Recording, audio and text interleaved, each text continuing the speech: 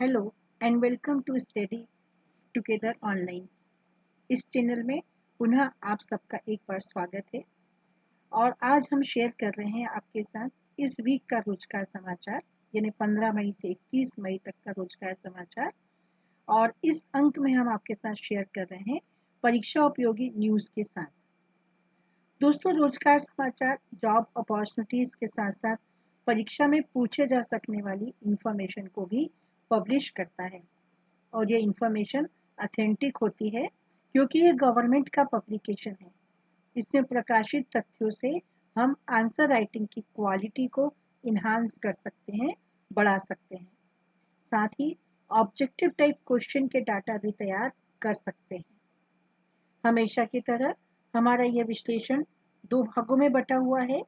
एक भाग में हम न्यूज़ एनालिसिस करेंगे और दूसरे भाग में हम जॉब अपॉर्चुनिटीज़, ट्रेनिंग, इंटर्नशिप के बारे में चर्चा करेंगे। वीडियो शेयर करने से पहले आपको बता दें कि स्टडी टुगेदर ऑनलाइन चैनल पूरी तरह से शैक्षणिक चैनल है। इसका कोई व्यावसायिक उद्देश्य नहीं है। ये छात्रों के हित के लिए बनाया गया है। अगर आपको हमारा ये वीडियो एग्ज़ाम्स की तैयारी के हिसाब से अच्छा लगे, हेल्पफुल लगे, तो आप अपने दोस्तों के साथ इसे शेयर ज़रूर कीजिए और इस चैनल को सब्सक्राइब कीजिए तथा लाइक कीजिए। तो फिर देर किस बात की, चलिए स्टार्ट करते हैं।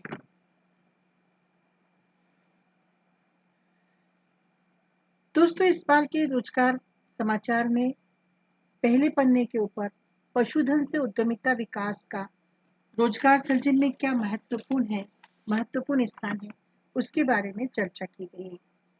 यद्यपि इस आर्टिकल में एग्जाम के पॉइंट से बहुत अधिक इंफॉर्मेशन नहीं है, फिर भी कुछ महत्वपूर्ण इंफॉर्मेशन मैं आपके साथ शेयर कर रही हूँ। पशुधन कृषि में सहायक होने के साथ साथ कृषकों की आय बढ़ाने में भी सहायक होते हैं। लगभग 20.5 मिलियन लोग, देखिए ये आंकड़े लिखे हैं, लगभग 20.5 मिलियन लोग, भारत के लोग अपनी आजीविका के साधन के लिए पशुओं पर निर्भर हैं और समस्त ग्रामीण परिवारों के औसतन 14% पशुधन ने छोटे किसान परिवारों की आमदनी में 16% का योगदान दिया है।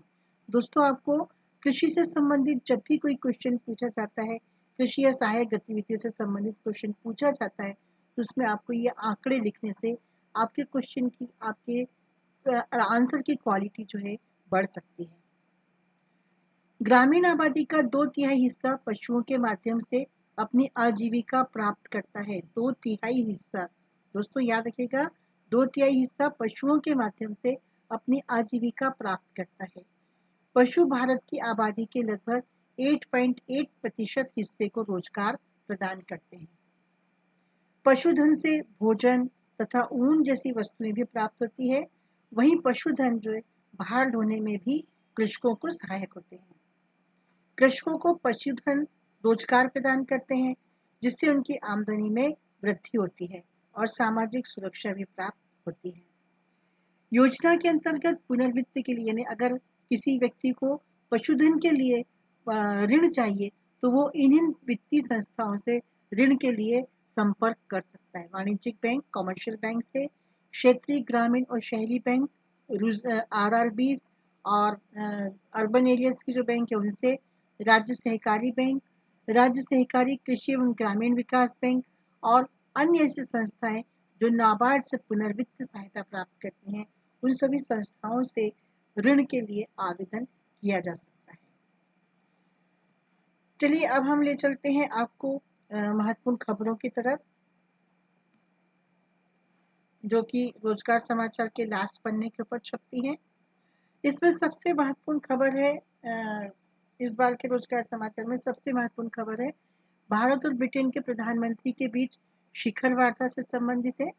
ये शिखर वार्ता भारत के प्रधानमंत्री नरेंद्र मोदी और ब्रिटेन के प्रधानमंत्री श्री बोरिस जॉनसन के मध्य 4 मई 2021 को वर्चुअल हुई है। तो याद रखिएगा, वर्चुअल शिखर वार्ता हुई है और इस वार्ता में एक महत्वाकांक्षी रोड मैप 2030 को अंगीकार किया गया है, जिसका कि मकसद दोनों देशों के आपसी संबंधों को व्यापक सामरिक साझेदारी की ऊंचाई तक पहुंचाना है।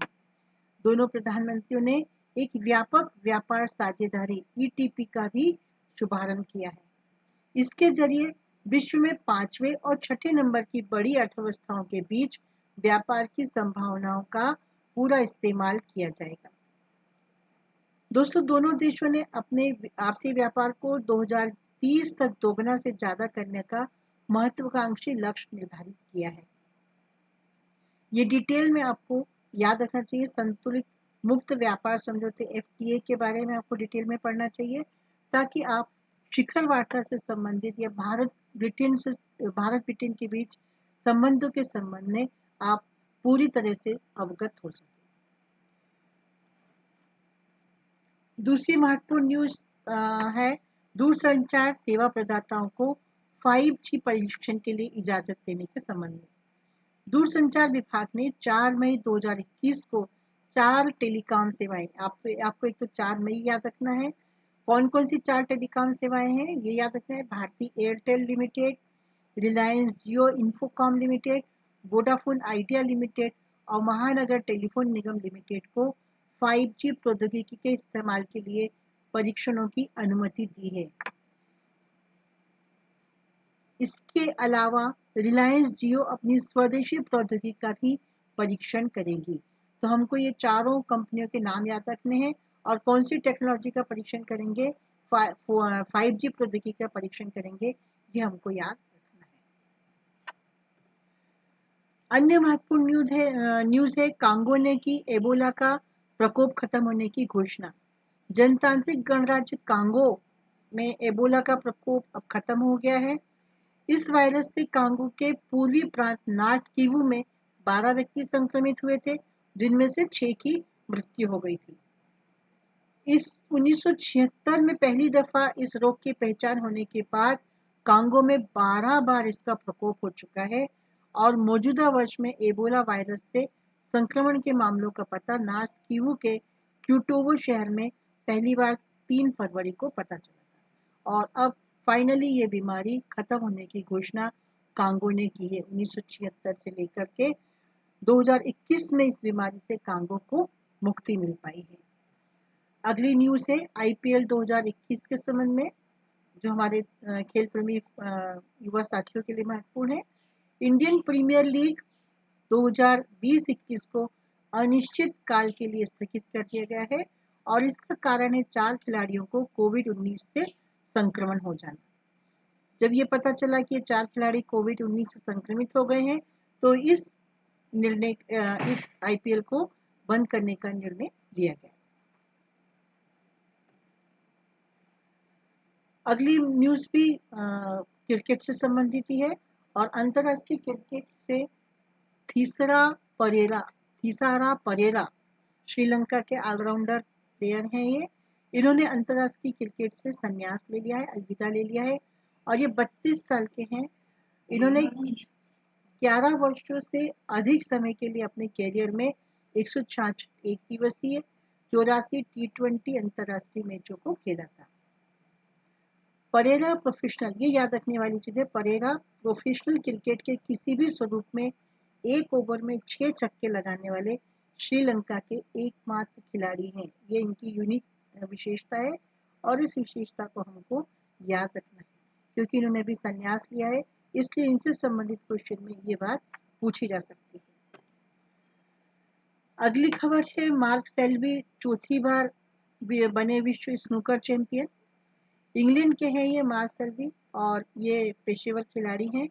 चौथी बार विश्व स्नूकर चैंपियन बन गए हैं और इन्होंने इंग्लैंड के ही शेफील्ड के क्रूसिबल थिएटर में शॉन मर्फी को 18-15 से पराजित कर ये चैंपियनशिप जीती है। इसके पहले वो 2014, 2016, 2017 में विश्व चैंपियन रह चुके हैं। इस जीत के साथ सेल्बी विश्व रैंकिंग में सिर्फ जूड ट्रम्प से पीछे दूसरे स्थान पर पहुंच गए। फ्रेंड्स, ये तो थी महत्वपूर्ण खबरें जो इस बार के रोजगार समाचार के लास्ट पन्ने पे प्रकाशित हुई। एक और इम्पोर्टेंट आर्टिकल इस बार के रोजगार समाचार में अपीयर हुआ है और वो करियर से संबंधित है। और ये करियर मीडिया प्रबंधन में करियर से संबंधित है। हम सब जानते हैं कि मीडिया वर्तमान युग में तेजी से बढ़ता हुआ सेक्टर है और इस क्षेत्र में काफ़ी सारी रोजगार की अपॉर्चुनिटी हमारे युवा साथियों को अवेलेबल है। ये काफ़ी ग्रोइंग सेक्टर है। इस आर्टिकल में यही चीज़ बताई गई है जो मैं आपके साथ शेयर करूंगी। हो सकता है आप लोगों को मीडिया में अपना करियर बनाने की रुचि हो, तो आपके लिए ये आर्टिकल काफ़ी काम का हो सकता है। इसमें इसके लिए आपको कौन कौन सी डिग्री लेनी चाहिए, तो आपकी डिग्री से संबंधित रोजगार निम्नलिखित शामिल है: मीडिया योजनाकार, मल्टीमीडिया विशेषज्ञ, प्रोग्राम रिसर्चर, जनसंपर्क अधिकारी, रनर प्रसारण फिल्म वीडियो, सामाजिक मीडिया प्रबंधक, टेलीविजन फिल्म वीडियो निर्माता, वेब सामग्री प्रबंधक। ये तो इस सेक्टर से संबंधित रोजगार के ऑप्शन हैं। इसमें कौन कौन से पदनाम हो सकते हैं: मीडिया रणनीतिकार का हो सकता है, मार्केटिंग एनालिस्ट का हो सकता है, मीडिया मैनेजर का हो सकता है, मीडिया योजना प्रबंधक का हो सकता है, टीवी निर्माता का हो सकता है, कॉर्पोरेट संचार प्रमुख का हो सकता है, डिजिटल मीडिया विश्लेषक का हो सकता है और चैनल हेड का हो सकता है।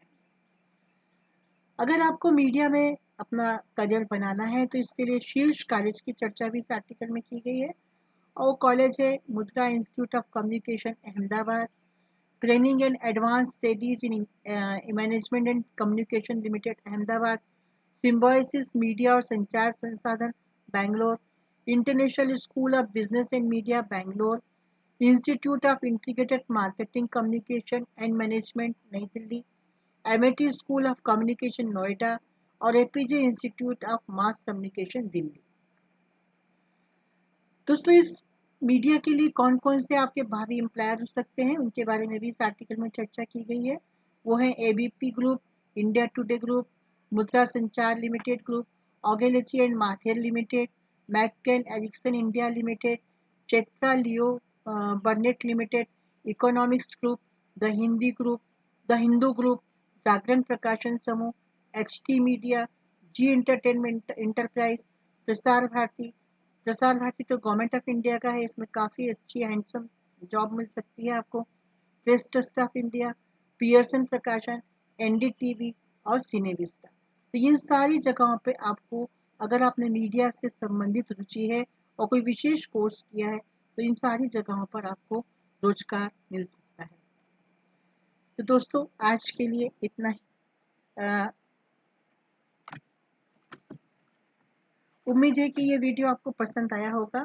फिर देर किस बात की है, इस वीडियो को फटाफट शेयर कर दो और सब्सक्राइब कर दो। जॉब अपॉर्चुनिटीज की जानकारी के लिए हमारे साथ जुड़े रहिए। तब तक के लिए अलविदा। Stay home, stay safe, bye bye. Feedback जरूर दीजिएगा, आप किन किन विषयों पर किस तरह का वीडियो चाहते हैं, ताकि हम उसी से संबंधित